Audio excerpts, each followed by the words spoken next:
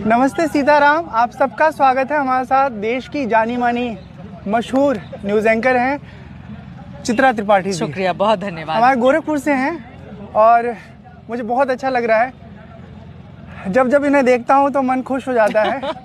और खुशी के वाला वीडियो तो आपका बहुत वायरल हो गया था, जो आपने क्लिक किया था। हाँ, और फिर आपने डिलीट क्यों कर दिया था? थोड़ा डर गया था। लोग कई बार अनपढ़ों की तरह टिप्पणी कर देते हैं। क्या बोल रहे थे? वो कह रहे थे कि एक साधु को इस तरह की बातचीत में नहीं जाना चाहिए, लेकिन मेरा मानना है वो मेरा अतीत था ना।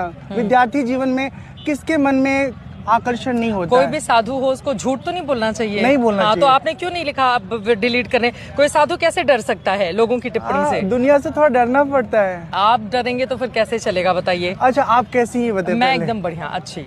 गोरखपुर की यादों के बारे में कुछ बात करें। गोरखपुर की यादें तो मैं, घर है गोरखपुर, भाई बहन मम्मी पापा सब लोग रहते हैं, आना जाना लगा रहता है। गोरखपुर की एक एक खबर मेरे तक पहुंचती है, तो यादें नहीं, वो मेरे साथ चलता है गोरखपुर हमेशा।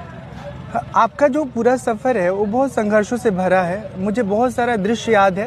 ये ठीक बात है कि आप हमें नहीं जानती रही, कभी नहीं जानती रही हैं, लेकिन हम दूर से बहुत सारी जिंदगी का किस्सा और आपके जीवन का सफर देखते रहे। जब आप क्यों नहीं जानते रहे? आप मेरा पीछा करते थे साइकिल से, आप क्या रहे कि नहीं जानते रहे? जानते रहे भाई। जब मैं बताइए अपनी कहानी, खुद ही बता दीजिए। जो डिलीट करना पड़ा था आपको? मैं जो है जेडी में था। हाँ, जूनियर डिवीजन में। और आप एसडी सीनियर में मतलब हाँ। उसमें मिला था बीए वाला सीनियर जो होता है, तो करीब 3 साल का फासला था। बट लड़कियों की उम्र पता नहीं चलती। चित्रा जी आई और हमारा 44 बटालियन था। हम एक साथ कई बार परेड करने का आसपास वातावरण पाते थे। तो जब ये परेड करके निकली तो उसी समय मैंने सोच लिया था कि आज मैं फॉलो करूँगा कि ये देखते हैं किस तरफ रहती हैं, कहाँ जाती हैं। जब आपने चलना शुरू किया तो पीछे पीछे हम चले, और जैसे ही आपने ना विश्वविद्यालय के प्रवेश मार्ग से परिसर में प्रवेश किया, हाँ। मैं अपने साइकिल को अपने घर की तरफ ले गया। मैं एक चीज पूछना चाहता, आप इतने तेज तर्रार हैं, इतना अच्छा बोलते हैं, सारी चीजें, परिवार है, पहले आप बचपन में पीछा भी किया करते थे हम लोगों का, फिर अचानक से ये साधु जीवन में परिवर्तन कैसे हो गया? कुछ पता नहीं चलता। मुझे एक बात समझ में आ गई थी कि दुनिया बहुत स्वार्थी है। सब लोग अपने मतलब से आपके जिंदगी में आते हैं और स्वार्थ सिद्ध हुआ सब छोड़ के निकल जाते हैं। आप जिस जगह पे हैं क्या वहाँ पर स्वार्थ सिद्धि नहीं है? हमने देखा है बाबाओं को बड़े बड़े पदों के लिए मतलब हाँ। लालसा रखते हुए, तो क्या यहाँ पर नहीं है स्वार्थ सिद्धि? हाँ, स्वार्थ सिद्धि है सबके जीवन में, पर मेरे जीवन में मुझे अपना भला देखना था कि सब संसार के लोग, रिश्ते नाते लोग अपने मतलब से हमारा उपयोग करेंगे। कल के लिए पत्नी भी अपने मतलब के लिए कहेगी, अगर उसकी जिंदगी की जरूरतें पूरी कर दी तो खुश, और नहीं तो फिर नाराज हो। नहीं, सबको नहीं कोस रहे हैं। हाँ। हम भी कभी कभी सोचते हैं कोई अच्छी सी मिल जाए तो शादी कर लेते हैं। अच्छा है विचार ऐसा अब बना। तो अभी मिली नहीं है कोई? अभी मिली नहीं है। और अपने जानने वालों से मैंने कह रखा कि मुझे 2 ही पसंद है, एक तो IAS IPS और दूसरे जो है म्यूजिशियन। लेकिन IAS IPS में लफड़ा क्या है, वो 8 घंटे 10 घंटे अपने बॉस में फंसी रहेंगी। वो DGP परेशान कर रहा है या SSP परेशान कर रहा है या DM साहब ट्रेनिंग वाले को परेशान कर रहे हैं। हाँ, वर्कलोड बहुत होता है, तो वो थकी हारी घर पे आएंगी, सो जाएंगी। अब म्यूजिशियन मुझे अच्छा लगता है, वो आपको काफी सुकून देंगे और आपका आनंद भी बढ़ाएंगे। कितना स्वार्थ है आपका इसमें, तो जिंदगी आपको भी पूरा स्वार्थी होकर कि भैया हमको ये IAS IPS चाहिए, वो नहीं मिली तो म्यूजिशियन चाहिए। देखिए दोस्त ना, हाँ। क्या है कि जीवन का विवाह वाला सेगमेंट पूरा स्वार्थ है, पूरा ये एक तरह से जॉइंट वेंचर है, एक उद्यम है। अगर तालमेल के साथ समझ दोनों का ठीक नहीं मिलता है तो जिंदगी के सफर में बहुत तो कब शादी करने जा रहे हैं आप? अब ये तय नहीं है, अभी कोई मिली नहीं है। बस इस कुंभ में सोच रहा हूँ कोई मिल जाए।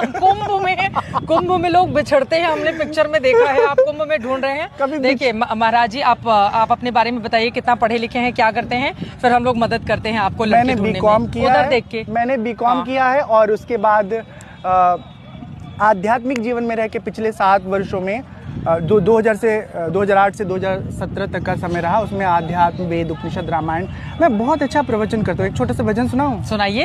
अरे मना समझ समझ पग धरिए, अरे मना समझ समझ पग धरिए, अरे मन इस जग में नहीं अपना कोई, परछाई सो डरिए, अरे मन समझ समझ पग धरी। मैंने आपके बहुत सारे वीडियोस देखे हैं जिसमें आप भजन सुनाते हैं, लोग बड़ी तल्लीनता से सुनते हैं, बहुत अच्छा गाते हैं। मुझे जानती है, आप बताइए शादी करना चाहिए नहीं करना चाहिए? मैं कौन होती हूँ ये बताने वाली? करना चाहिए नहीं करना चाहिए आप सबका व्यक्तिगत मामला है। करे मन हो तो करे, नहीं मन हो तो नहीं करे। ये लगता है कि शादी करने के बाद वैराग्य और बढ़ गया। वैराग्य किस चीज से? परिवार से? परिवार से, दुनिया से, विषय वासना। नहीं, फिर आप दूसरी लड़की की जिंदगी खराब करेंगे अगर आपके मन में पहले से इस तरह के विचार हैं तो। बीच में ऐसे द्वंद में फंसा ना कि 15 साल जो व्यक्ति अकेला जीवन जी चुका है, क्या वो किसी के साथ जी पाएगा? आपकी कितनी उम्र है? 37 रन कर रहा है। 37 नहीं तो आप सोच समझ के ऐसा नहीं हो, मतलब ये तो किसी और का जीवन नहीं खराब बस इसी दुविधा में पड़े हैं। गंगा मैया से प्रार्थना किया तो विरक्त बना दो। गंगा मैया प्लीज या तो बाबा जी को आप एक अच्छी सी इनके मन मुताबिक लड़की प्रदान करें, हम लोग ये कामना करते हैं, ठीक है, ताकि इनको फिर किसी और का पीछा नहीं करना पड़े। खैर वो बहुत पुरानी बात है। पीछा बताऊं आपको, सच में हम किसी का पीछा नहीं करते। मेरे फोन का कोई भी एक्सेस ले सकता है कभी भी, 24/7 मैं व्हाट्सएप लिंक कर सकता हूँ। ऐसा कुछ मैंने घाल में नहीं रखा। 15 साल अकेले जी रहा हूँ। अच्छा। कोई दिक्कत नहीं है। कैरेक्टर वाइज सब कुछ बहुत अच्छा है। मैं जानती हूँ आपको भैया, बहुत प्यारे हैं, मैं थोड़ा हंसमुख हूँ, खुले मन का हूँ। मुझे लगता है ना कि जैसे मैं आपसे मिलकर बात कर रहा हूँ, ठीक है, किसी और का बोली अच्छा लगा, गाना अच्छा लगा, कुछ भी क्रिएटिविटी पसंद आई, आप खुल करके खुले आसमान में बतिया रहे हो। आपकी पत्नी जो फुसुर फुसुर जल रही है कि देखो हमको छोड़ के उनसे बतियाया जा रहा है। भगवान मतलब आप मैं एक बस बात खत्म करता हूँ। क्या है ना कि हमारे समाज में एक बहुत बड़ी एक ट्रेजेडी है कि हम विवाह करके ना लोगों को कैद करना चाहते हैं। कैद नहीं करना चाहिए।